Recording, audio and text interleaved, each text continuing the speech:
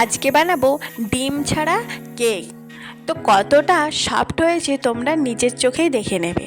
তো প্রথমে আমি 1 কাপ সুজি নিয়েছি এবং তার সাথে 2 কাপ দুধ নিয়েছি এবং এটিকে এরপরে আমি একটু মিশিয়ে নেব।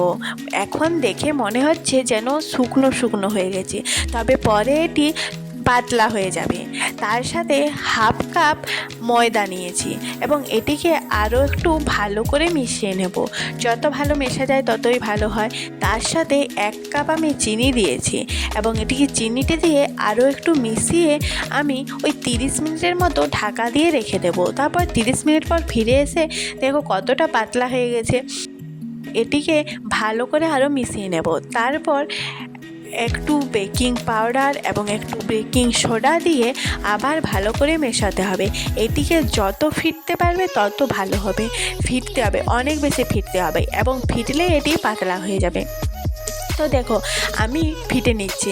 মিক্সিতে দিলে হবে, কিন্তু মিক্সিতে দেওয়ার থেকে এমনি ফিটলেই বেশি ভালো। তো আমার ফিরতে ফিরতে হাত ব্যথা হয়ে গিয়েছিল। এবার আমি ওই 3 চামচের মতো তেল দিয়ে দিয়েছি এবং এটিকে দিয়েও আবার ভালো করে ফিটে নিতে হবে। অনেকক্ষণ ধরে ফিরতে হবে। দেখো আমি 2 কাপ দুধ দিয়েছিলাম, তাতে কতটা পাতলা হয়ে গেছে। তা তারপর আমি ফিরতে থাকি আর তোমরা দেখো। তো এই যে আমার ফিটা হয়ে গেছে, এইরকম একটি ব্যাটার তৈরি করে নিতে হবে। একটি টিফিন বক্স বা একটি বাটি নিয়ে এটিকে ভালো করে তেলটি মাখিয়ে নিতে হবে। তারপর একটি কাগজকে এরকম গোল মতো করে কেটে এটিকে ভালো করে চারিদিকটি বসিয়ে দিতে হবে।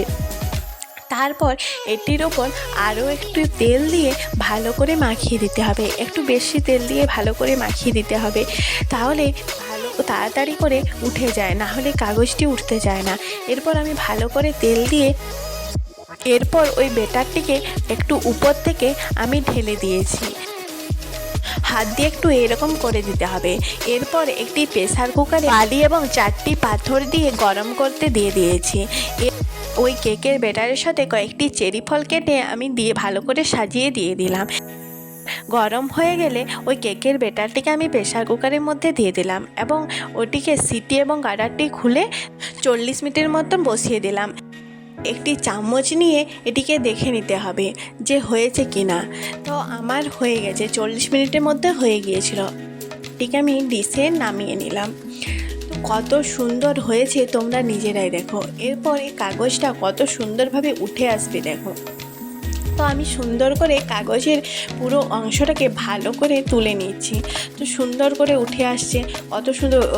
একটু বেশি তেল দেওয়ার ফলে এটি সুন্দরভাবে উঠে এসেছে। তো কতটা সফট এবং কতটা নরম চাকু দিয়ে কেটে দেখিয়ে দিচ্ছি। তো ভিডিওটি যদি ভালো লেগে থাকে তবে লাইক, কমেন্ট, শেয়ার এবং সাবস্ক্রাইব করে দিও।